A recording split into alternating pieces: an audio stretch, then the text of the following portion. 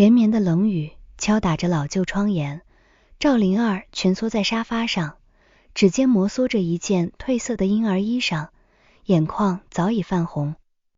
5年了，每到雨夜，5年前那場锥心的痛便會捲土重來。21歲那年，一場意外讓他與商界人物顧子辰有了一夜交集。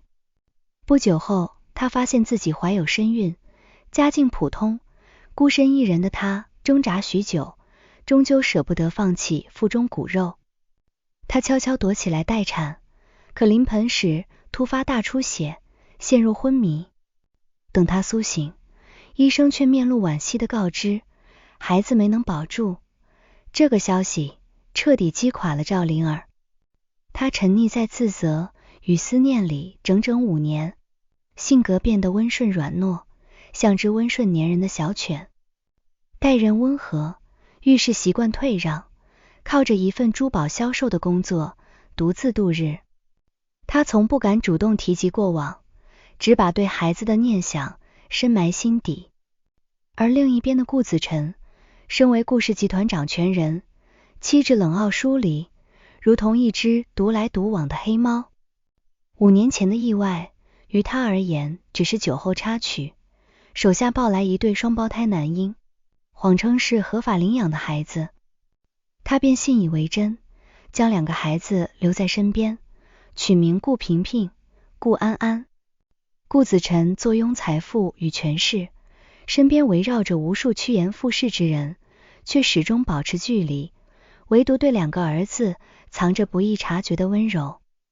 萍萍沉靜內斂，複刻了他的冷硬性子；安安活潑狡黠，整日古靈精怪。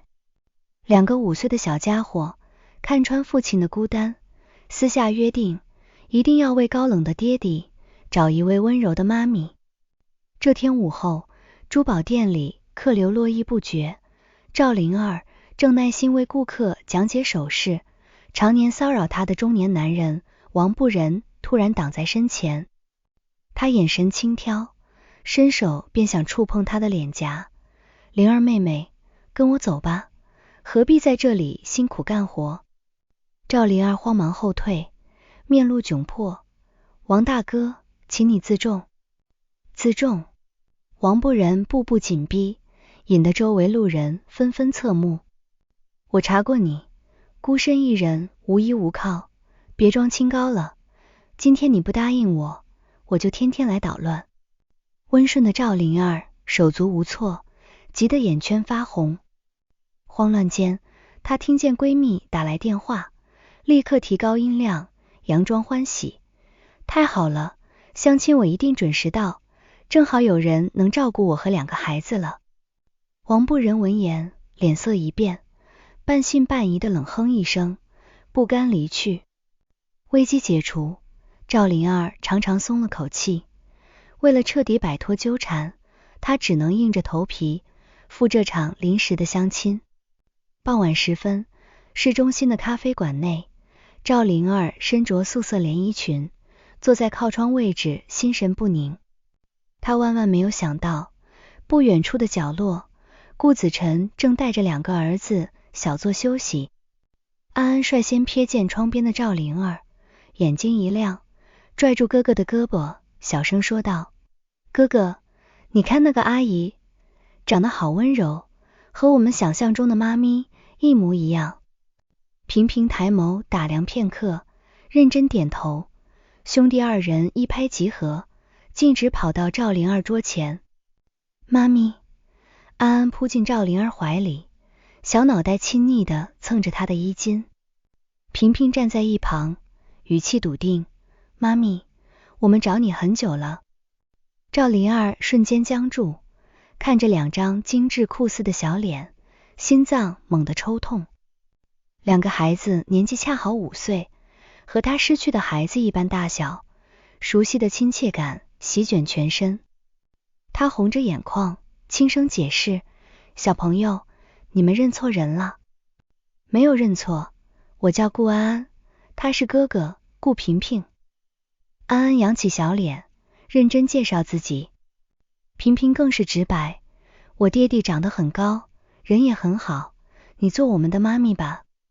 孩子純粹的話語戳中了趙靈兒心底最柔軟的地方，她下意識抬手撫摸孩子的臉頰，鼻尖發酸。就在這時，一道清冷低沉的男聲在身後響起：你們在做什麼？趙靈兒猛地回頭，撞進一雙深邃如寒潭的眼眸裡。男人身着剪裁精良的西裝，身姿挺拔，五官俊美冷冽，周身氣場生人勿近，正是顧子辰。四目相對，兩人同時生出一絲莫名的熟悉感。爹地，我們找到媽咪了。安安興奮地揮手。顧子辰眉頭微蹙，語氣淡漠：別胡鬧，快回來。他只當孩子貪玩認錯了人。話音剛落，王不忍竟一路跟到咖啡館，看到眼前一幕，立刻高聲嘲諷：趙靈兒，原來你所謂的相親就是勾搭有錢人，果然是個貪圖富貴的女人。污衊的話語當眾傳開，趙靈兒又氣又窘，百口莫辯。顧子辰本就對主動靠近自己的人心存戒備，聽聞此言，眼底染上明顯的鄙夷。安安見媽咪受委屈，立刻拉着顧子辰的衣角撒嬌：爹地，媽咪是好人，你就和媽咪結婚吧。萍萍也在一旁附和。一邊是無休止的騷擾，一邊是天真期盼的孩子，再加上旁人的惡意揣測，被逼到絕境的趙靈兒鼓起勇氣，抬頭看向顧子辰：我們協議結婚吧，我不需要你的錢財，只是想擺脫麻煩，等日後合適，我們再和平離婚。顧子辰愣住了，他打量着眼前女人泛紅的眼眶，倔強又純粹的眼神，再看看兩個滿心期待的兒子，沉吟片刻，冷聲道：可以，明天9點，民政局門口集合，帶上證件。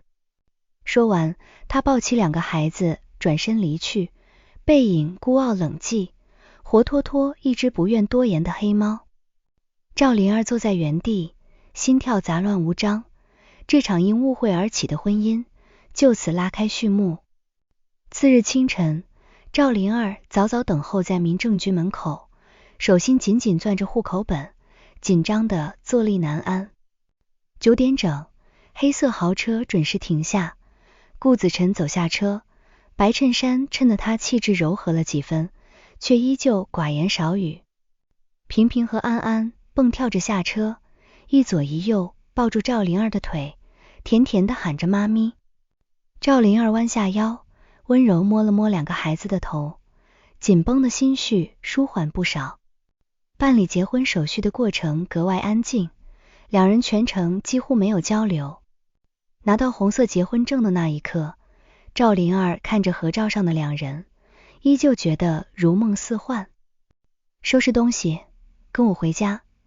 顧子辰言簡意賅。趙靈兒簡單收拾了幾件衣物，跟着一行人駛向市中心的豪華別墅區。氣派的獨棟別墅，精緻的花園泳池，讓他暗自心驚。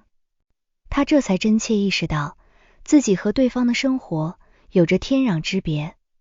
進入別墅，傭人恭敬行禮，顧子辰淡淡介紹，這是家裡的女主人，往後一同居住。傭人們連忙問好，趙靈兒腼腆的點頭回應。2樓有你的房間，隔壁是孩子們的住處，起居有傭人照料。丟下一句話，顧子辰便轉身走向書房。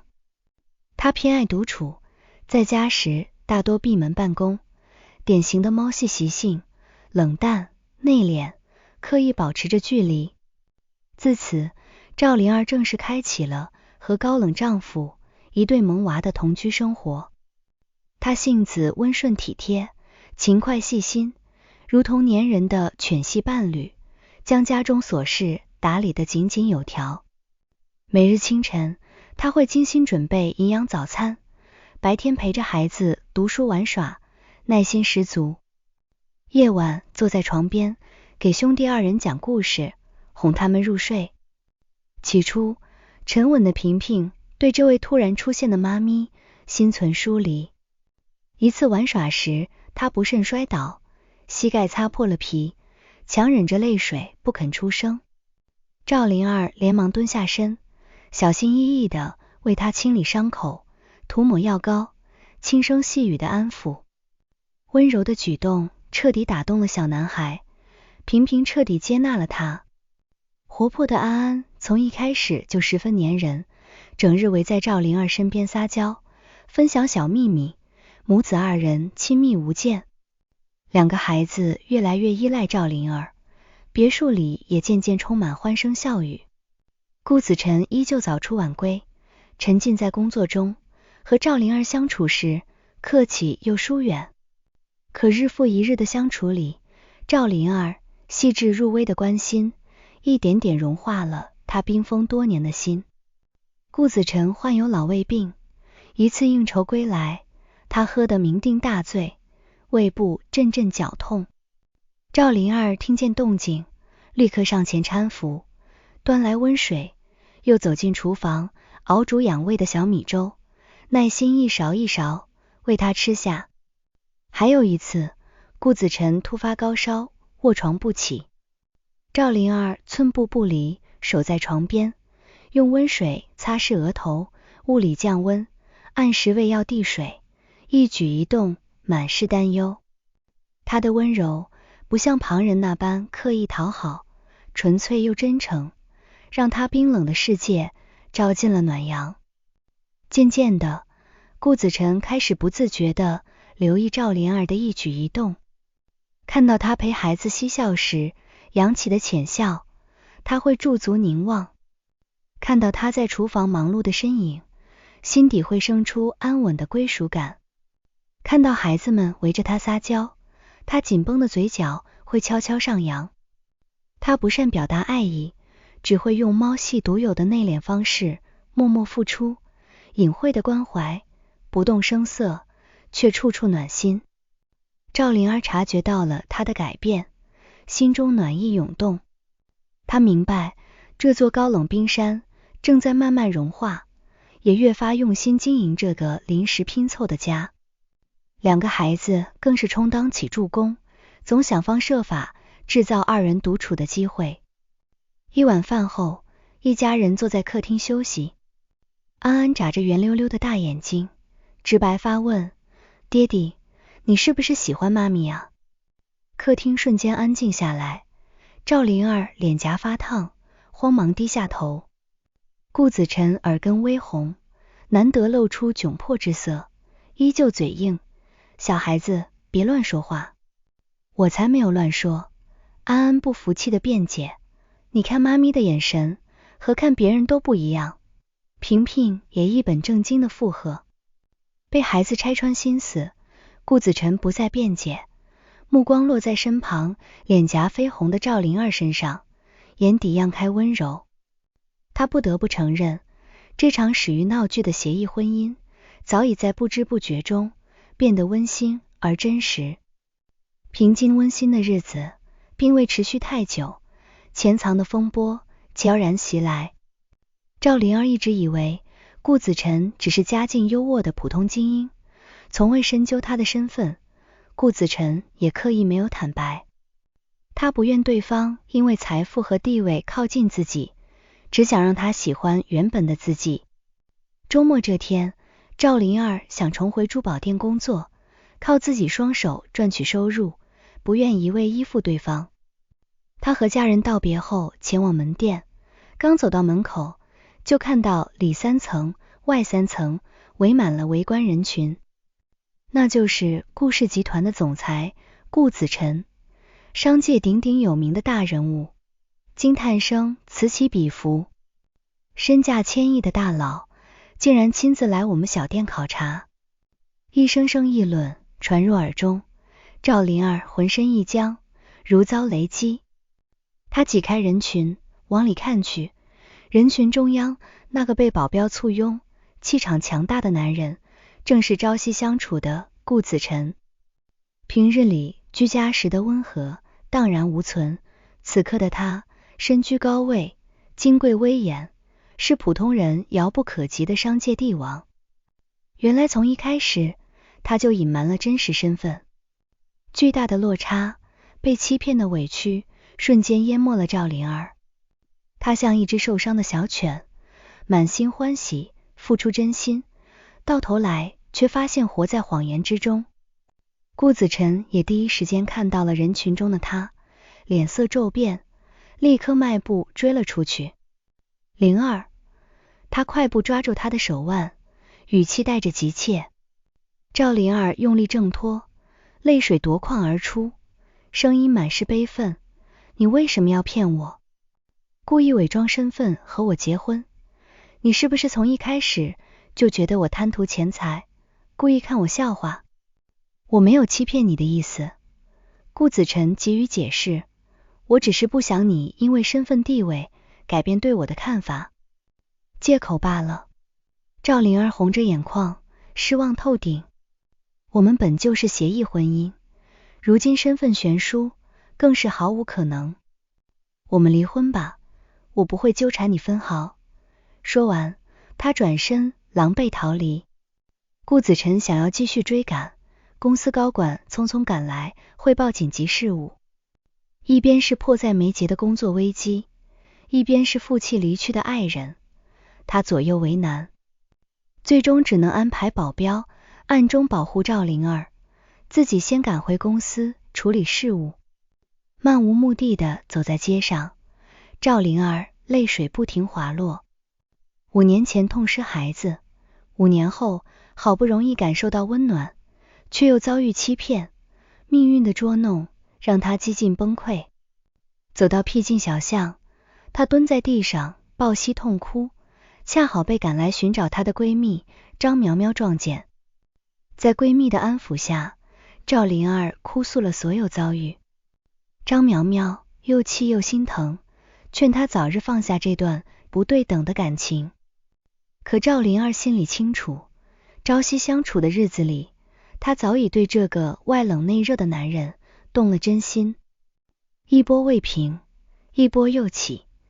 顧子辰身份曝光的消息傳開後，他的青梅竹馬蔣依依立刻找上門來。蔣依依愛慕顧子辰多年，一直自認是顧太太的不二人選，得知對方突然結婚，早已暗中記恨趙靈兒。蔣依依帶着保鏢來到趙靈兒租住的舊公寓，進門便擺出高高在上的姿態：你就是趙靈兒？識相一點，就主動和子辰離婚，你出身平凡，根本配不上他。趙靈兒神色平靜：我們是合法夫妻。合法夫妻又如何？蔣依依嗤笑一聲，拋出了致命的話語：你以為5年前你的孩子真的是意外夭折嗎？是顧子辰的人親手抱走了孩子，故意騙你。他從一開始就看不起你，如今和你結婚，不過是看在孩子的面子罷了。這句話如同驚雷，炸得趙靈兒渾身冰冷。5年的執念，5年的自責，瞬間有了答案。他顫抖着追問：你說的是真的？蔣依依拿出提前偽造的護士證詞和照片，步步緊逼，證據都在這裡。他冷血無情，連親生骨肉都能算計。你留在他身邊，最後只會落得一無所有的下場。我勸你立刻消失，否則我不會放過你。看着手中的證據，過往的痛苦，當下的欺騙交織在一起，趙靈兒的精神徹底瀕臨崩潰。蔣依依滿意地看着他失魂落魄的模樣，轉身揚長而去。不久後，處理完事務的顧子辰匆匆趕到公寓，推開門，便看到蜷縮在地上，眼神空洞的趙靈兒。他心頭一緊，連忙上前想要攙扶。別碰我！趙靈兒猛地推開他，眼神裡布滿冰冷的恨意，聲音嘶啞：顧子辰，你好狠的心！5年前奪走我的孩子，騙我5年，如今又假意溫柔玩弄我的感情，我們立刻離婚。顧子辰臉色大變，瞬間明白是蔣依依從中作梗。他急忙解釋，這是他的陰謀，5年前的事我毫不知情，你不要被他蒙蔽。事到如今還在狡辯。趙靈兒將擬好的離婚協議書扔在他面前，簽字吧，我再也不想見到你。看着決絕的協議書，顧子辰心如刀割。他清楚此刻再多解釋都顯得蒼白，只能沉聲道，我不會簽字，給我時間，我一定會查清所有真相，還你一個公道。離開公寓後，顧子辰立刻調動所有力量，徹查5年前孩子被抱走的真相，同時搜集蔣依依的所作所為。線索一點點浮出水面，塵封5年的陰謀終於完整揭曉。幕後主使並非顧子辰，而是他的親叔叔顧國。顧國常年覬覦顧氏集團的掌控權，野心勃勃。5年前得知趙靈兒懷有顧子辰的孩子後，他心生毒計，一旦孩子降生，便會穩固顧子辰的地位，自己奪權的計劃將徹底落空。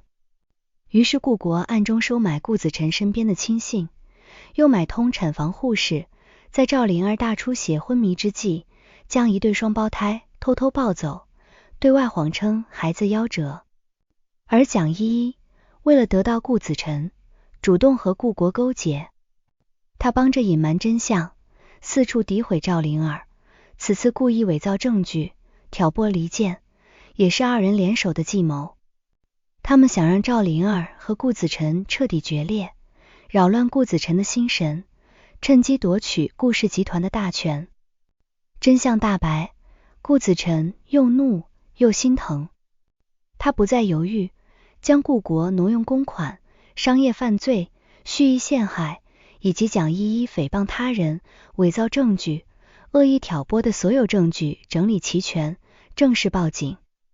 鐵證如山，顧國和蔣依依無從抵賴，很快被警方逮捕，等待2人的將是法律的嚴懲。掃清所有障礙後，顧子辰再次來到趙靈兒的公寓。顧子辰坐到他身邊，輕輕握住他冰涼的手，放緩語速，將所有真相娓娓道來。靈兒，5年前的悲劇是我叔叔顧國一手策劃，他覬覦家產，才設計抱走孩子，編造謊言。蔣依依和他勾結，偽造證據欺騙你，目的就是拆散我們。他拿出警方筆錄、人證視頻、認罪錄音等全部證據，一一展示在趙靈兒面前。平平和安安就是我們當年的孩子，這5年我一直撫養着他們，卻直到和你相遇，才知曉所有前因後果。我從來沒有想過傷害你和孩子，對你的心意自始至終都是真的。溫柔又真誠的話語，搭配實打實的證據，一點點瓦解了趙靈兒心中的寒冰。她顫抖着手翻看證據，過往的誤會、怨恨漸漸消散，取而代之的是愧疚、感動與釋然。原來自己一直誤會了真心待她的人，原來她朝思暮想的孩子一直都好好的活在世上。淚水再次滑落，這一次不再是絕望與痛苦。對不起，我錯怪你了。趙靈兒哽咽出聲，該道歉的是我。